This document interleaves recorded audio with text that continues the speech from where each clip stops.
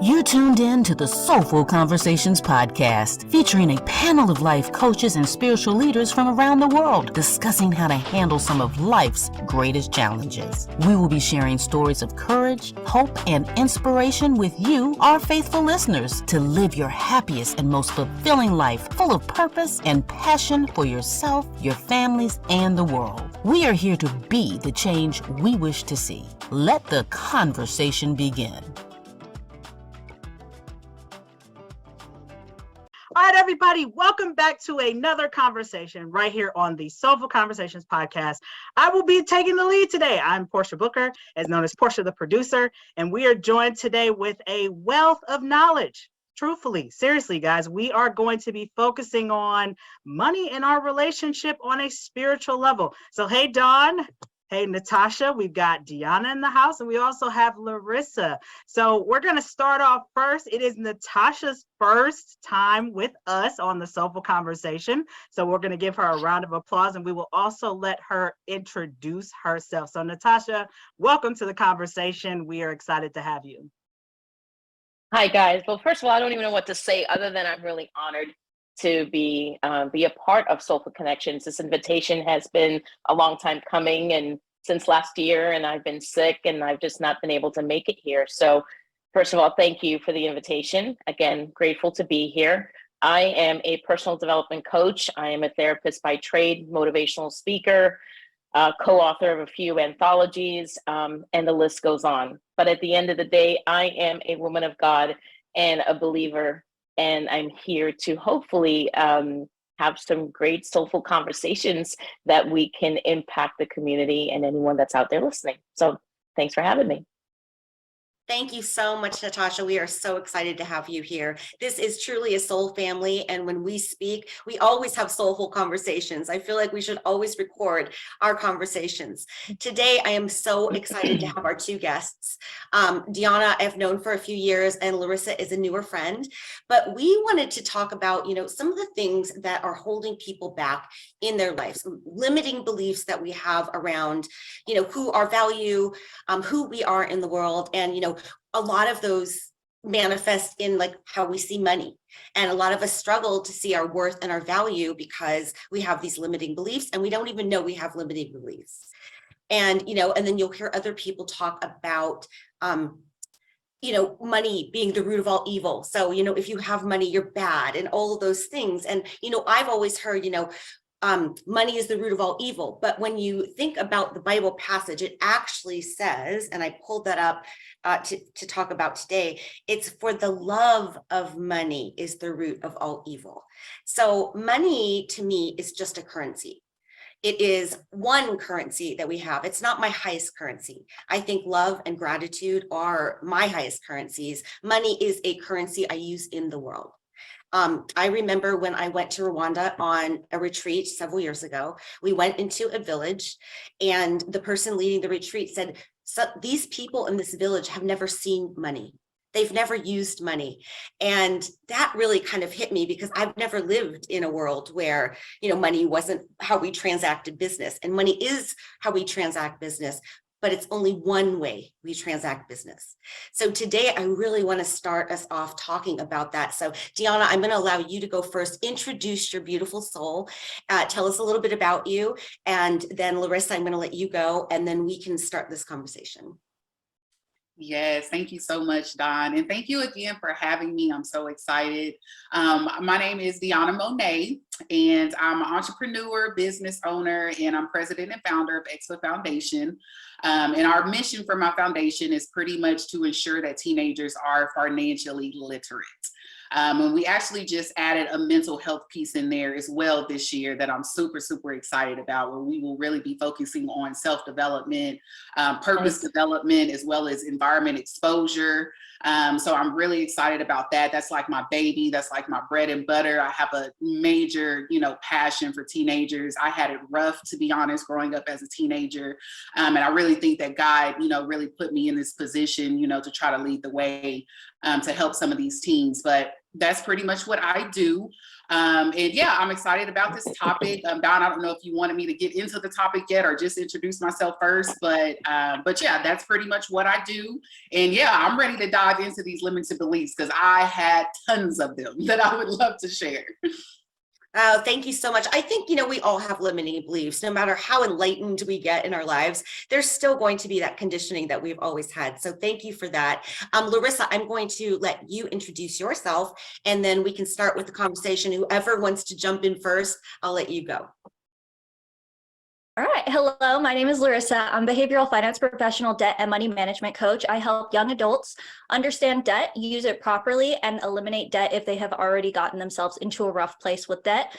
I do this through money management as well as money mindset and money behaviors and habits, because as we all know, those behaviors and habits are a big part of your money management. So I focus primarily in those behaviors, in those habits, as well as setting up a money management plan that works for them. I find a lot of clients don't work well with budgets, so I work on alternative methods of managing your money and finding something that is easy for them to upkeep. Well, thanks for sharing that, Larissa. I mean, both you and De'iona, I think this conversation, especially for the first of the year, is key for a lot of people who have set what their New Year's resolutions, I call them goals, or whatever financial things that they want to do. I think this conversation is key. I want to start off with one limiting belief that I had about money, that I just had to actually write a letter to myself to address it, which was there's not enough. Anytime I get any type of money, I have to save it, hide it under the bookshelf, put it in a Barbie doll case, whatever it may be. I have to hold on to every single aspect or every single type of currency I get. And one of the things that I recognized was growing up as a kid, I grew up in poverty. I mean, when I was 4 or 5 years old, we didn't have a stove in my house. My mom was working little odd jobs and that. So any type of money that she acquired, I always saw her hide it in different unique places. And so I had to take a minute earlier this year when I set my revenue goal for my business. I'm like, why does setting this revenue goal of $130,000, why does that make me uncomfortable? Why am I not allowed to ask for what I deserve and what I want? And so I took time to write myself a letter addressing my money limiting beliefs. And I said, look, can we work together to make this work? Because let's be honest, if there's something that is uncomfortable within us, that means that's something we need to address. And I had a business coach tell me, Portia, that's why you're not elevating in this area. You've done all the deep work in all these other places, but there's a missing puzzle piece. And this is the one. And I had to really ask myself, why do I keep avoiding this? Why do I keep letting this fall into the cracks and not addressing it as an adult? And I realized too, through my mom's transition, a lot of my childhood traumas resurfaced. And that gave me an opportunity, instead of running away, to run towards it. Run towards it, heal it, address it, and really help myself and help other people. And in my letter, I said, what we are going to do, our biggest basis, our foundation is to serve.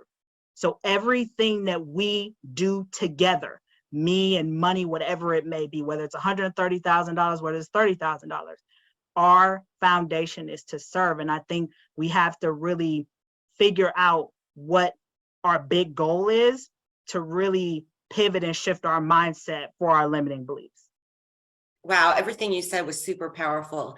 De'iona, you were shaking your head. So I know that you wanted to chime in on a lot of that. Absolutely, because Portia, that I couldn't agree enough. Mine was not only that there's not enough money, but I'm not enough.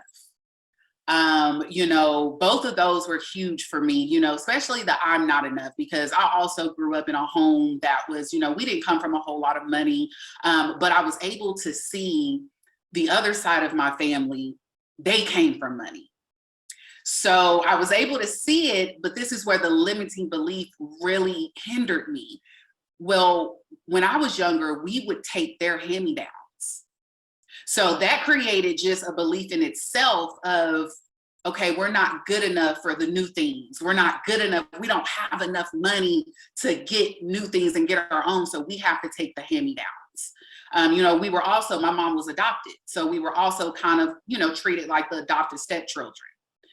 So I had beliefs around that too. But Portia, to piggyback on what you said, I mean, me not being enough, and then there's not enough money to go around. That's the scarcity mindset.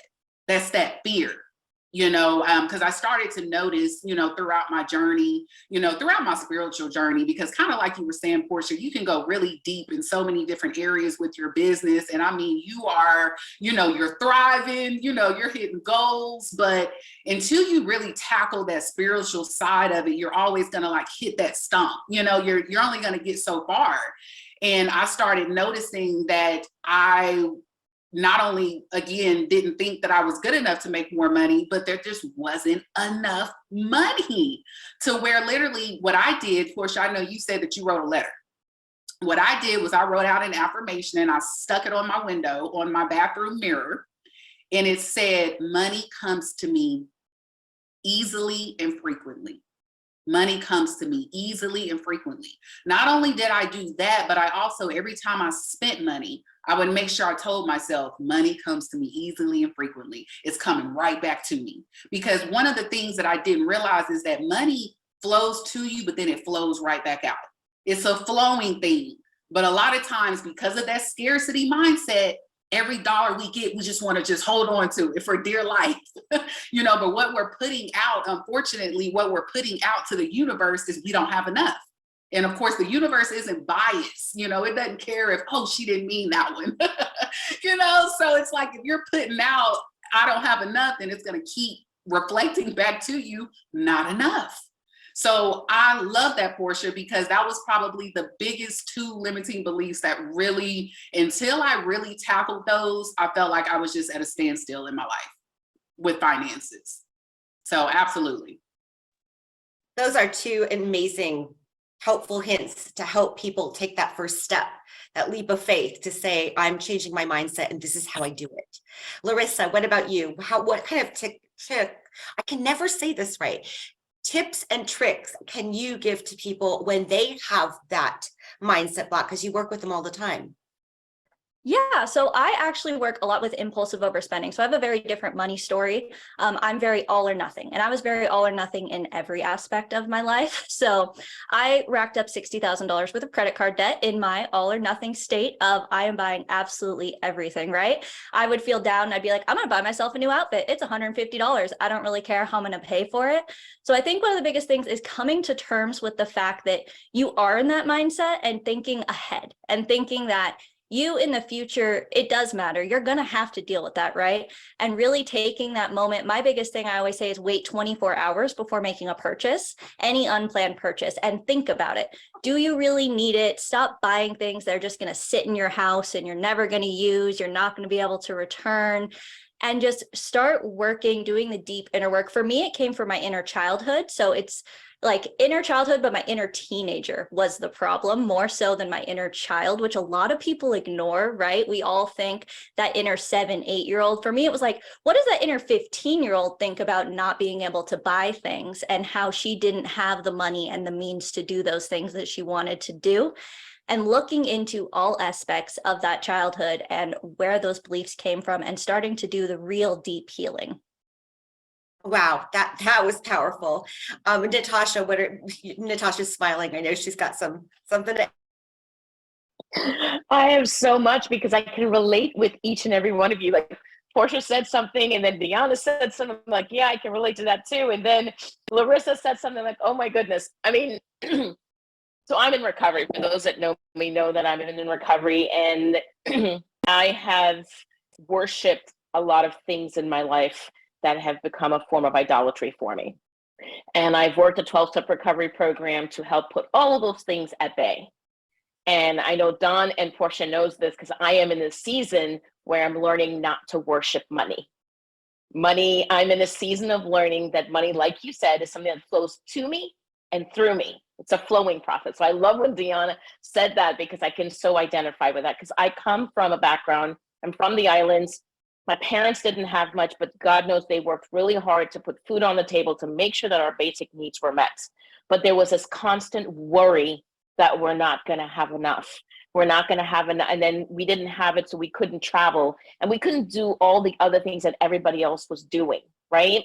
I am 45 years old and I still struggle with that in my own life, because you add on what happened as a young child, then you add on being a single mother and raising 2 kids and then not having enough money to be able to put food on the table and needing people's help.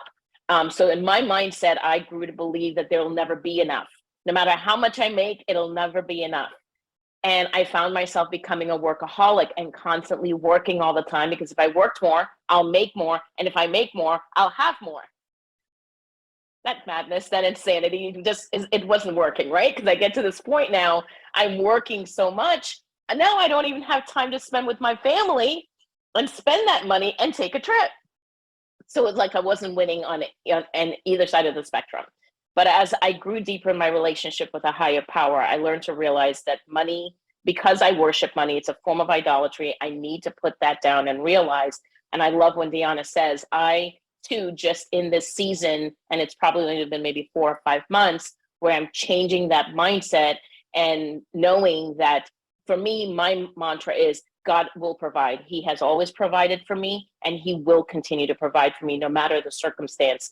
And I'm here to fulfill his purpose, and I'm here to enjoy life.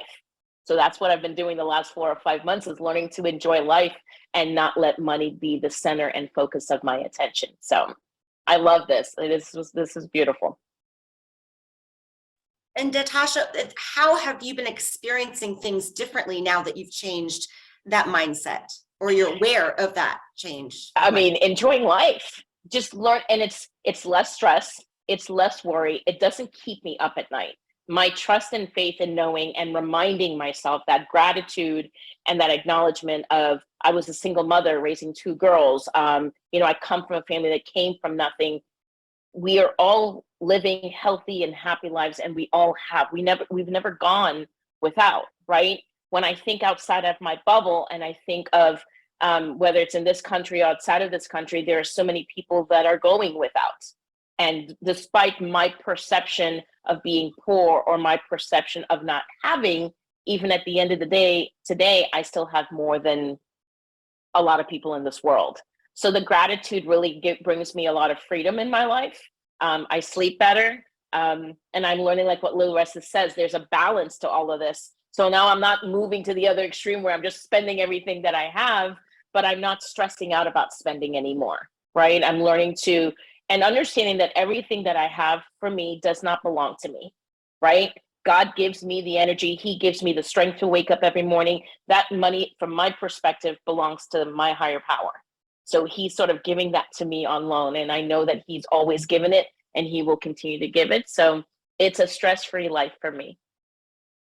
I love everything you said. And when you said something, this hit me because I wanted to talk about this too. As I mentioned before, money to me is one currency, right? One of the currencies, if that's something that we're constantly chasing and we're thinking about and we're worrying about, we forget that time is our greatest currency. We cannot make more time. We can make more money, but we can never make more time. We can't get it back. And the quote that I found, it says, if you want to feel rich, just count the things that you have that money can't buy. And I think Natashah said that so beautifully as to what she's now focusing on. And it's you're experiencing life differently, and you're not having lack, but you're enjoying it more. So De'iona, what would you have to say about, the time versus money thing, and how we have to look at those two currencies and value them? Time versus money. Really too, to piggyback too off of what Natashah was saying with the efforting, before I forget as well, Dawn, because that piece was very important, especially even when it comes with time and, just having that balance to where you're still frugal, but you're not too frugal to where you're not enjoying life anymore. And you're so worried about budgeting that, literally every time you look up, whatever you budgeted for in your savings, now it's drowned because an emergency has happened. Because again, you're putting out to the universe, you don't have enough, or I got to save this amount because something's going to happen. It's like you're almost speaking it into existence. Natashah, I love what you said about efforting, because that was one of the things that I realized that I also was doing, as far as I was a worry wart when it came to money. You know, I would stay up in the middle of the night. I wouldn't be able to sleep, you know, but when I really realized, it was something you said, Natashah, that really rung a bell to me. When you realize the bigger picture, and I started to think, the last time that I was really worried, God came through for me. The last time before that, he came through for me. He comes through for me every single time. Amen. So why am I sitting here being a worry wart and worrying about these things, you know? You know, but the caveat to that, which comes with balance as well, is one of the other things that I didn't realize, is that I was kind of, to me, you got to help God out a little bit, you know, as far as, you know, there was a time in my life where I was asking for money, but I didn't really have an avenue for the money to come through. You know, it's to get the money, literally, I would have had to win the lottery or something, or somebody would have just appeared out of nowhere and gave me $1 million, you know, but I had to quickly realize that I was not putting out enough value either. And God is all about service, you know what I'm saying? So I really, you know, that really helped me out a lot too, you know, but the efforting for sure, you know, a lot of people, they do acquire money from efforting, obviously from hard work. But I do think that that's one huge limiting belief that a lot of people have, that, oh my God, I got to work hard. I got to work hard. Team no sleep, team no sleep. And that's the most unhealthy mindset that we can have, because it makes us forget the gifts that God gave us, and how all we got to do, we are exactly who we say we are. We have exactly what we need. We literally just have to line up with it. It's alignment. Even with you were saying, Dawn, of, you know, energy being a, I think you said, did you say, Dawn, a frequency or a, yet to me, I look at it like a frequency, like an energy as well. It's just energy. You just line up with it. And then it'll come to you. I don't know if that answered your question or not, Dawn, but I got on a roll there. But I just, when Natashah spoke about efforting, I just realized that that was, you know, a really, really big thing for me, is just calm down. You know, even to be honest, visualization. I realized that, you know, when I was in a very hard place, because I was a single mom too, Natashah. I am a single mom of a 7-year-old. And there were times in my life to where, you know, because I was a worry wart, I was thinking about the eviction. Oh my God, I'm going to get evicted. Ladies, when I say I was literally visualizing the eviction notice on my door without realizing I was visualizing it. And I had to stop doing that too, you know, because the picture that we paint is going to project out, you know, so visualization, the thoughts, having faith, game changer, absolute game changer. And that's part of my season right now, is changing. I'm very big on the power in our words, right? The same way that we can say some pretty ugly things to cause harm to another human being, we fail to realize that those same ugly words we're harming ourselves with. So I'm very mindful in this season as well to be very intentional with what I say. Absolutely. And truly believing that, right? You know, we talk about mindset, Dawn, and we talk about, and you and I said this before the podcast started, what I believe to be true manifests in my footsteps. And one of the things that I teach my clients all the time, that there is a difference between what I know and what I believe. Those are two different things. We can have all the knowledge in the world, but if we don't truly believe in our heart, you know, what we need to believe about whatever that subject matter is, it will determine the steps that we take. It will determine how we live our lives. It will determine how and what we say, right? Yes. So that's, for me, it's being intentional with you know, those mantras of God will provide, God has always provided, and he will continue to provide. And I believe that in the depths of my soul. And as it sinks into my roots, you know, you asked a question earlier, like, what is that doing for my life? I have so much peace and freedom that sometimes it's indescribable. I am in nowhere in the stretch of the imagination. I am not rich in terms of when you look at the number value of money in my banking account. But when it comes to my soul, when it comes to my spirit, when it comes to my mental health, when it comes to my relationship with my children, and the people that are of value to me and my soul sisters, I am so rich there that you can't put a price tag on that. You know what I mean? And that, to me, when you talk about the value, that is more valuable to me than the amount of dollars that sit in my banking account. So absolutely. I gotta add to that real quick because De'iona, you said something that literally it was like pinging in my ears when you talked about having an avenue to allow the money to come in.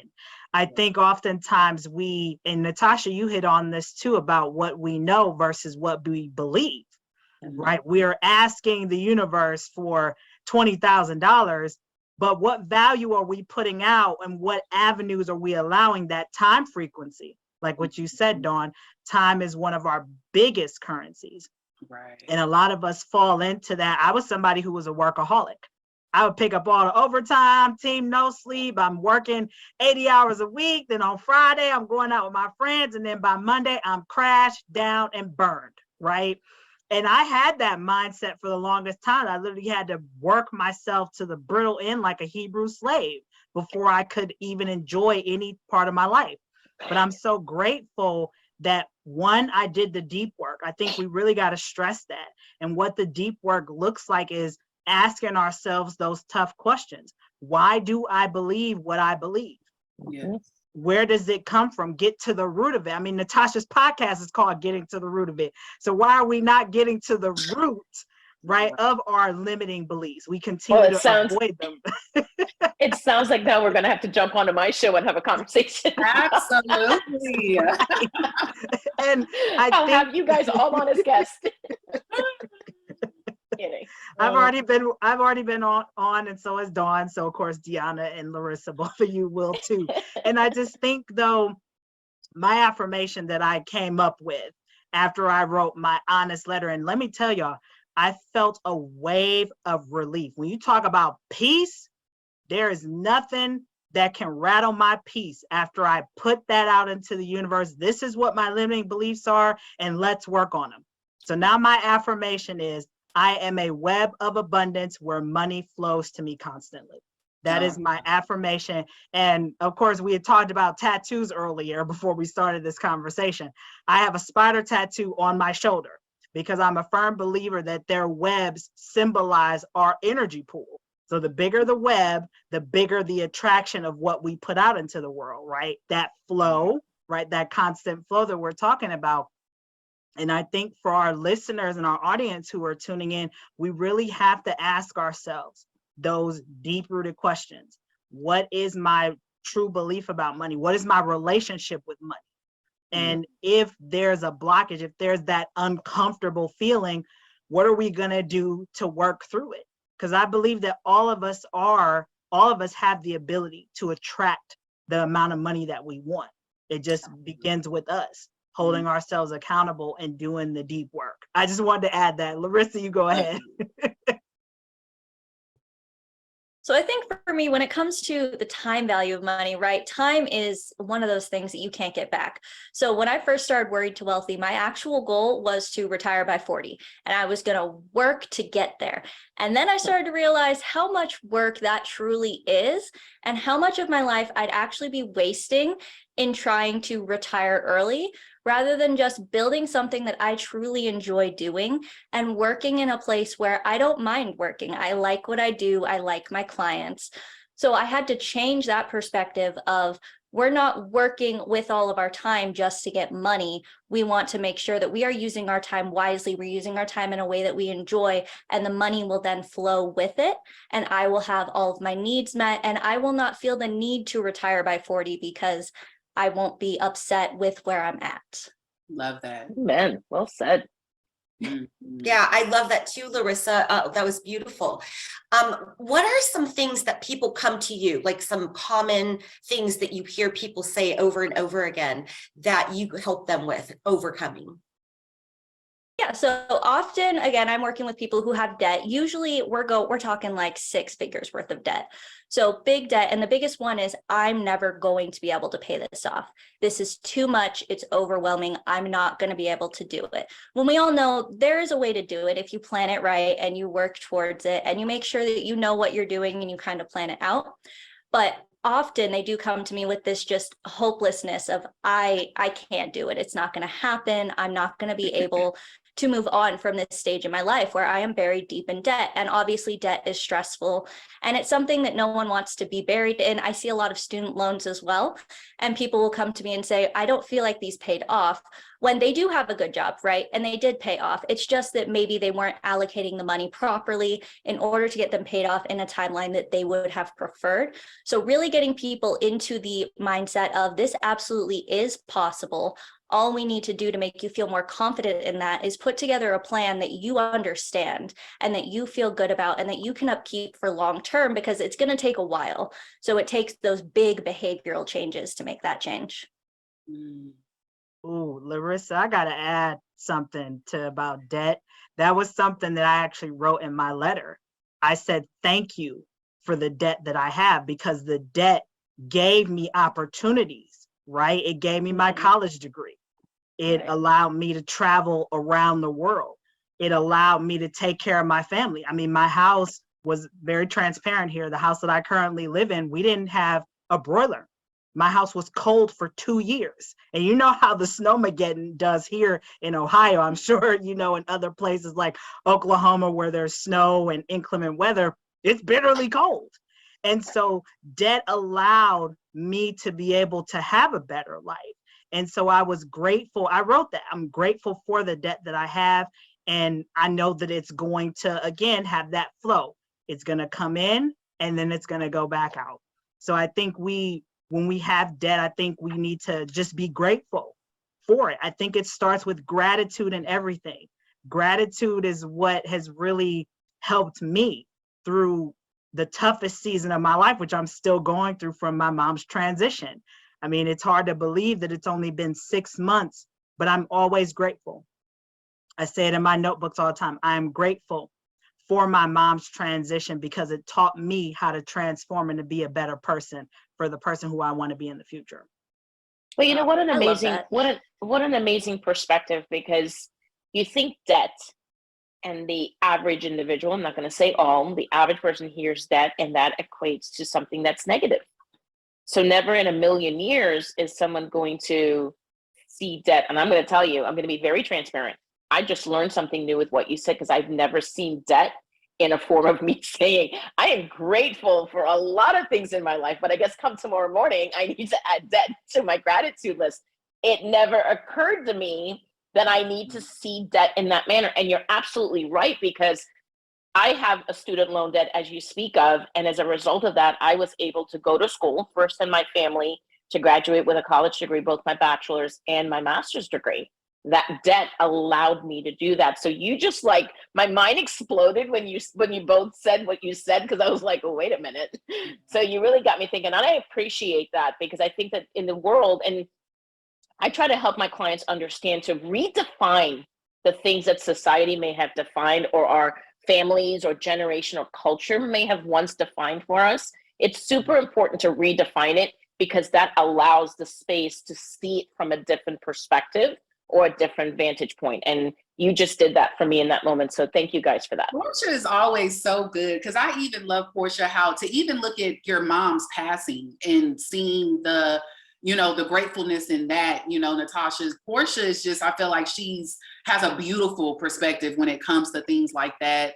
I think, to be honest, a lot of people, you know, we need to get more of, you know, because I love the fact, because even Natashah, you spoke on it earlier, of gratitude. You know, when you felt when you felt yourself in a place of worrying, or, you know, not having enough, or whatever the case is, you know, you immediately start thinking of what to be grateful for, because I really think that that's the shift, you know, with the universe and with God. He loves a grateful heart, you know, because it sends off a different signal. You know, whenever we're the opposite and we're not grateful, that's the signal that we're putting out. We're not happy with where we're at currently. We're not happy with our finances currently, or whatever it is that we're worrying about. But whenever you know, change the tide and you start thinking about everything that you're grateful for, I mean, it changes the game. So I love that on what both of you said, just with being grateful, you know, for everything. You know, I think even with our journeys, you know, traumas that we've been through, you know, it's so hard for some people to say, you know, I'm grateful for that because it was so traumatic. But when you draw out the good that came out of it, it's so beautiful. It really, really is. And God doesn't put us through anything where, you know, our story's not our story anyway. Amen. You know, through it so we can help others. You know, Dawn and I literally said that exact same thing. Dawn and I had that conversation yesterday. And Portia, we all share in that same perspective, right? Because I work in mental health. So, that's my specialty. And that's what I try to get people to understand. Everything that we have experienced in our lives happened for purpose. Yes. Right down to being, I speak for myself. I've been sexually assaulted. I have been through physical, psychological, and emotional abuse. And Dawn and I speak of it all the time. I experienced that. I needed to, for it to bring me to the place that I am today, that I can take what I learned from it and the wisdom I've gained in order to help someone else, because we are all good people and we're not immune to bad things happening to us. Exactly. Right? You just have to use it correctly when it happens to you. And I think that's the key. That's awesome, Natashah. I think that's key. No, it's just crazy. You just said that, and Dawn and I literally just had that conversation yesterday.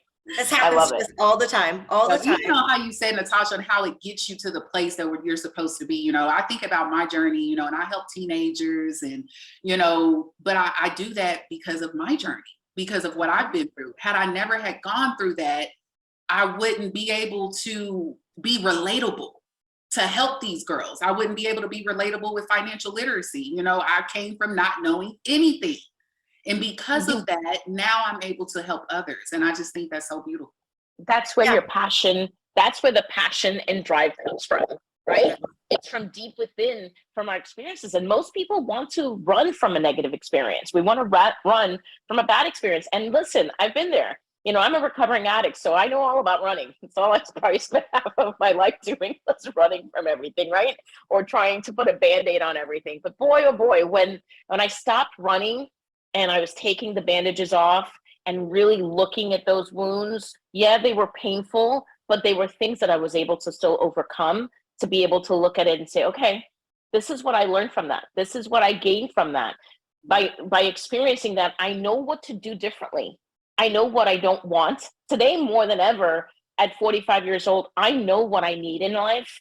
I know what I will tolerate, what I won't tolerate, what I like, what I don't like. That wasn't something that you could ask me when I was in my 20s. I really didn't know. I was kind of like a fish out of water, just trying to figure life out and figure how I fit into all of that. And today it's completely different because of those experiences, good, bad, and indifferent. I know more of me today, and I'm on a journey to continue to discover, me. So. Well, that we are all on a journey, right? And that's the thing. That's the beauty of life. We are all on a journey until the day we take our last breath. And I don't think anybody ever gets to that place where they know everything and they can't strive to still continue to be a better person. So as we're talking about money and then the lack, and that brings me to the law of reciprocity, right? So we have money, but is that money, if we just hoard it all and keep it to ourselves and we don't help somebody else with it, if we don't tithe, or if we don't give to somebody who's far less fortunate than we are, and we can always find someone less fortunate than we are, no matter where we are in this world. How does that factor in your life, in the giving, receiving flow, and about money coming in and out of your life? Larissa, I'll start with you.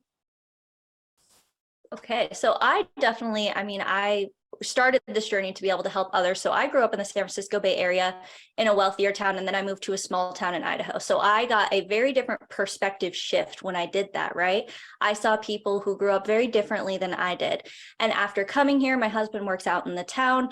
I started seeing people who needed a car to borrow. So I'll let people borrow my car, or they needed a toaster. So when I got a new one, I was like, here, I don't need it, you need it. And helping people in any way that I can, right? I've given people food, and just in any way that I absolutely can help people who I know have had a much different life than I have, and who I know will appreciate it. It brings me just so much more energy to want to bring in more, so that I can continue to give more. I can continue to donate. I can continue to help those who are here who really do need it. Love that. Beautiful. That's beautiful. That's beautiful. De'iona? I would say for me, definitely, one thing that God has always put me in is positions of power. And I do believe that because he knows that I have the heart to help, and that I do have the heart to give. Because one of the things that I have always brought with me is, that I even remember as a little girl, is you reap what you sow.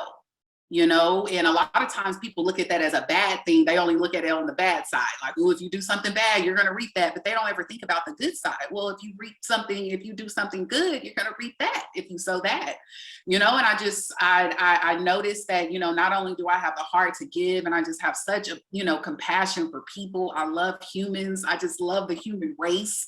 I love the gifts that God gave us all to be able to use as far as our thoughts and all of these beautiful gifts that he gave us. And so that alone just kind of makes me want to spread the wealth, spread the knowledge. And again, just knowing that, whenever I do that, it will come back tenfold, not always from the same person, but it always comes back. And when I look at my life and I look at some of the things that I've done and, gave, it always comes back. And that's what literally makes me to just keep giving and keep giving and keep giving, for sure, Donna. I love that. Portia told me a story the other day, and I want you to share that story because it's like perfect. It's like karma, you reap what you sow, the same thing that literally, and it doesn't always happen immediately. We don't always see it like manifest in this time we do it. But Portia's story was so beautiful because it literally happened within minutes. Share that, please. Which one? The one about the oxygen stuff? Either that one or the $2. Oh, I'll share the $2 one. Okay, yeah. Got a couple. Okay. I got a couple. Because I'm telling you, when I wrote that letter, I just started seeing stuff shift. You talk about shift happening, shift was happening, okay? Wow. So I was driving to my contract job, and there was a guy on the side of the freeway who wanted money. And I opened my glove box and I gave him the $2 that was in there. I'm like, here. Because I don't know what you need it for, whatever. So I kept on about my day. I didn't think nothing of it. I'm like, okay, I did my good deed, fine. I get to my contract job, and my boss at the time, well, currently still, he has a stack of $2 bills, and he's writing messages of affirmation for each employee on them. He didn't even know that I gave somebody $2 out of my car, and he handed me this $2 bill. He said, I'm praying for you and you are blessed this year in 2023.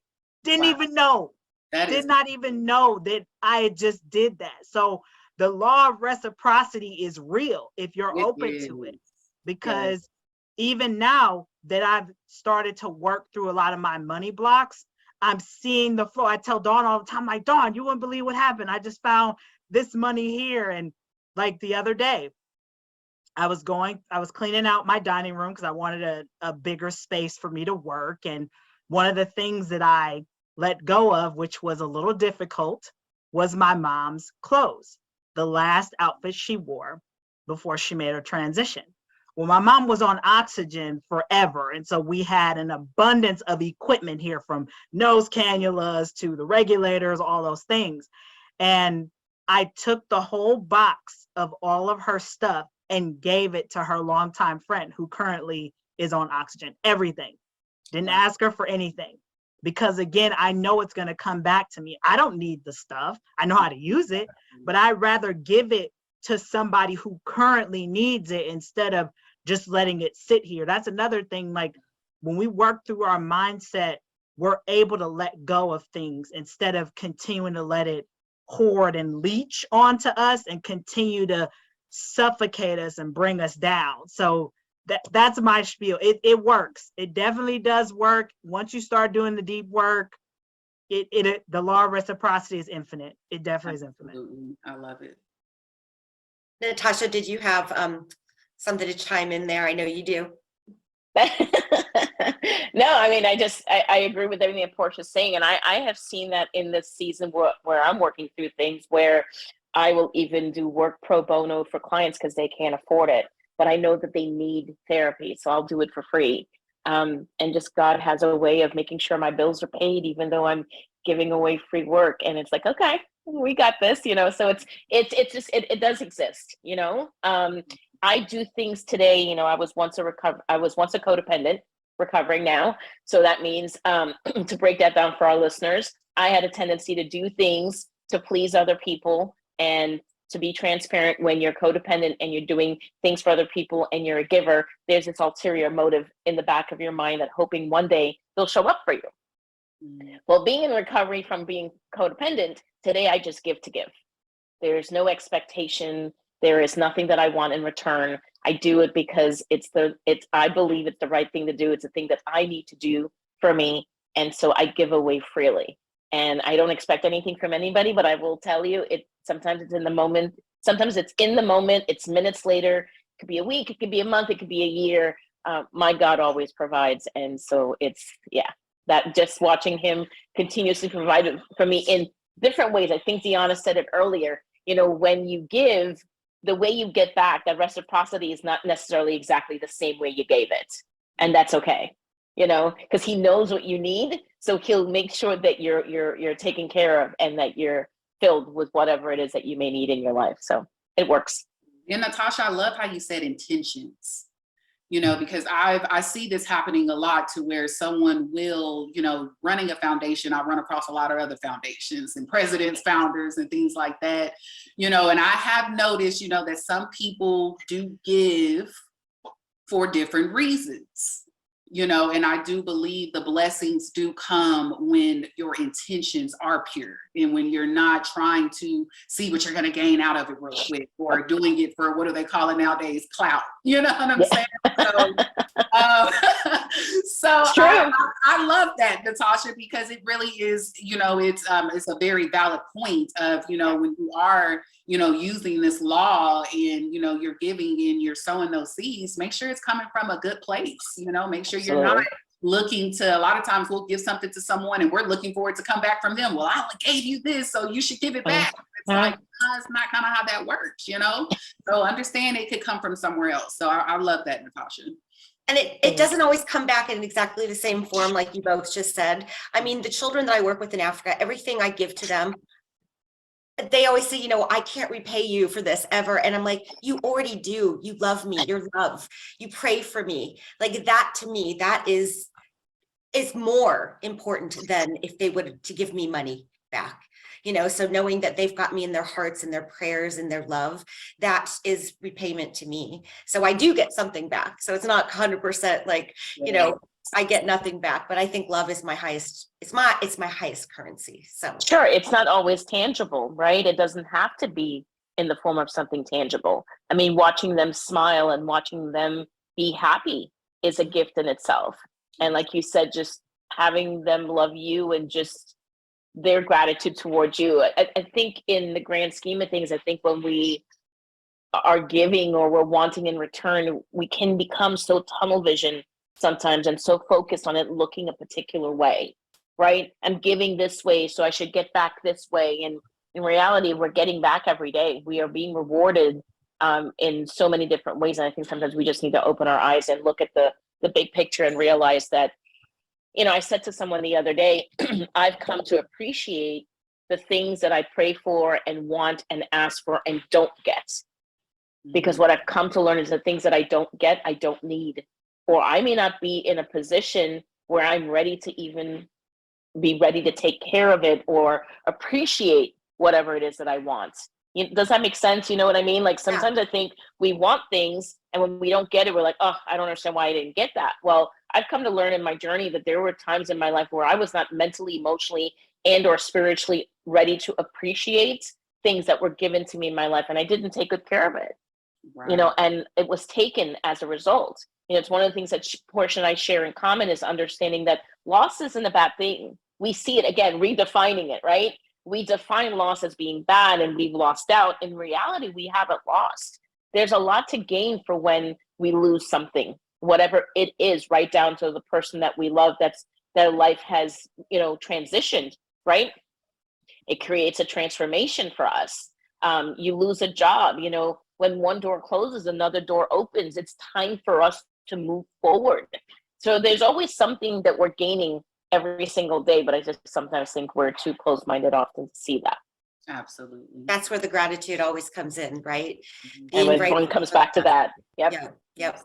And one of the things I know that I had to ask myself, whenever I was asking for a lot of things, is I had to ask myself, who do I need to become to get So Natashah, I like what you said, even about, not being in a place, you're not even emotionally, healthy and stable to receive what you're asking for.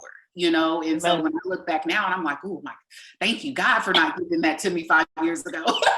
Because I would have completely sabotaged it and destroyed it, because I had not tapped into myself at all. I had so many deep-rooted issues, so many traumas. It was horrible, so you got to become first what you're asking for. Amen. 100%. I love that. I love that. You should make that into a bumper sticker or a T-shirt or something. Because I think that's a great golden nugget, because I think a lot of people lose sight of that. We want what we want, and we want it now, right? And our society is building that for us, right? And some of us are falling captive to that. But the reality is it oftentimes what we want, what we need, or is it something like you just said? Are we truly ready to appreciate, every aspect of whatever it is, right? So I like that. Like I said, you should probably make that into a bumper sticker. I like that too. I'll do that. Well, I've always heard what is meant for you will not miss you. So if it wasn't meant for you and it doesn't happen, it wasn't meant for you. So then you can graciously walk away from situations saying, this wasn't for my highest and greatest good. And that's, again, where gratitude comes in. It's like, thank you, universe, for protecting me from whatever, that was going to be, whatever pit I was going to step into. Right. So great. You can make a bumper sticker too. So now we got 2 bumper stickers out there. This conversation, I do think people need to know with that, Dawn, especially, is that, we can, I do believe, and you guys let me know if I'm wrong on this, you can sabotage, though, what could have been meant for you. Would you guys agree with that? Because sometimes I get stuck on that part. I'm kind of like, I feel like sometimes people will, they'll literally sabotage something, but then be like, oh, well, it wasn't meant for me. When you didn't even really do everything that you could have done.